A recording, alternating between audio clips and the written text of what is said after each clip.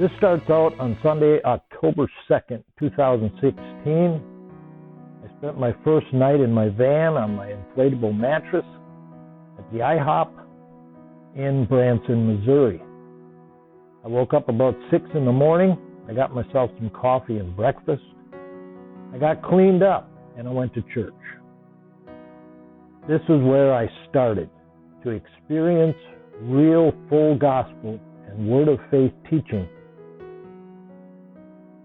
If it's in the Bible, it is received, believed, preached, and ministered on. It really is well hidden by different denominational churches and religious tradition. So many promises of God and many more commands and ways of God I wasn't familiar with. I began to realize why I was there. After church, I grabbed some lunch, laid low for the day, found out my closest gym was 15 miles away, so I had to plan accordingly for my workouts and showers. Monday, I just relaxed and looked around at tourist sites in Branson. Monday evening, of course, was the conference. On Tuesday was a little different experience. I went up on a hill to a wildlife park and walked some of the trails. And in the picnic area, I met a homeless man who asked me if he could use my phone to call his mom and let her know that he was okay. So he gave me the number. I dialed and put it on speaker so he could talk to her. I wasn't about to give him my phone. After we hung up with his mom, we talked for a while. He told me how he lost his job. He told me how he lost his car. He told me how he lost his apartment. And of course, even his cell phone. He started talking about spiritual warfare. So he knew who messed up his life. That night I parked at Walmart and was awakened by rain at 3 a.m. It was pouring buckets. I kept thinking about that homeless guy, tossing and turning, thinking about how he's outside in that rain at the park. I really had compassion for him. When I got up the next morning, I went in the store and bought some fruit. And I got some extra for the homeless man. I went back up to the park to see if he was there, but didn't see him. I sat and read for about an hour, but still no sign of him.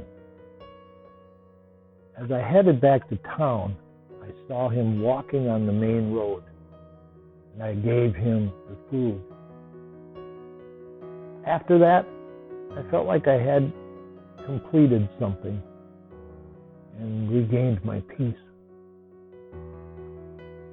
After the conference Wednesday night, I felt a release, like I should head toward Florida in the morning. Well, the conference wasn't over.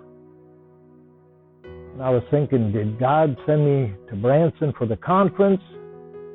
Or was it more important that I feed a new friend? Thursday, I drove most of the day and stayed that evening around Birmingham, Alabama, where I had found a gym. And then on Friday, that was another day of driving, and I ended up at a gym near Tallahassee, Florida. Saturday morning, on the 6th, I drove to Hudson, Florida, to a little community called Bayonet Point. And I stopped there to visit a good friend, Jonathan Borse, who pastors a church there. As I was pulling into the church parking lot, it seemed like the Holy Spirit was showing me that I should offer my carpenter skills and bless the church in some way. I visited with Jonathan. He showed me around the church, and as we were sitting in his office, I asked him if there was anything in or around the church that could use repair. He couldn't think of anything at that time, so we just continued to visit for a while. Then he said, "Why don't we go over to the house? You can say hi to my wife, Donna." So we walked out the back door, and there was my project. The children's wooden playset was wrapped with caution tape because it had some issues and was unsafe for them to play on. I told Jonathan, "Here's my project, and the first chance I get, I will come up here and repair that for the kids." We finished our visit, and I started down the road. As I was approaching Sarasota, I ran into a huge traffic jam. Nothing was moving. This was one place that was nice to have my hotel on wheels. I got off at the next exit and stopped at Waffle House for my first real meal in almost a week. I was on a Daniel fast seeking God for direction since Monday. After that, after I finished eating, I asked the manager if I could park there overnight. He said, "Sure, but please park at the end of the parking lot."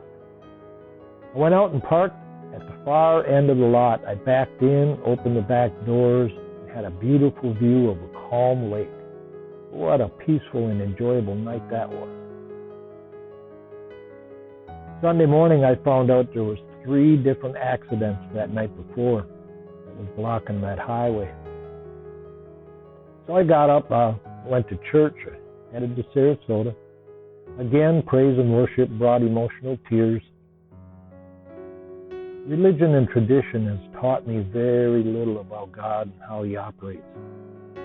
He wants the best for His children, but we have to be obedient. We have to obey Him and do what He asks us to do. If you are willing and obedient, you will eat the good of the land, Isaiah 1:19. After the service, I went around striking up conversations with some of the people to get some insight on them and the church. So this one said he got direction from God to move here from Michigan.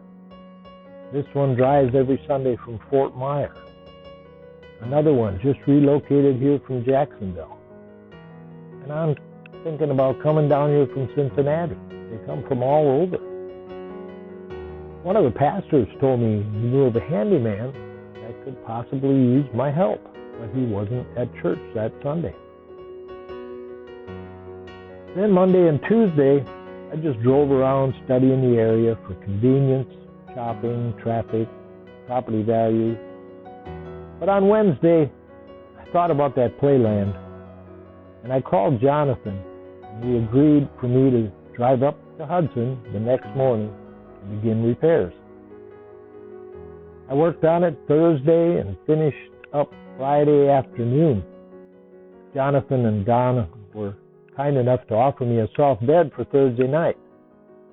But I believe God just wanted me to stay in my van. It was starting to grow on me.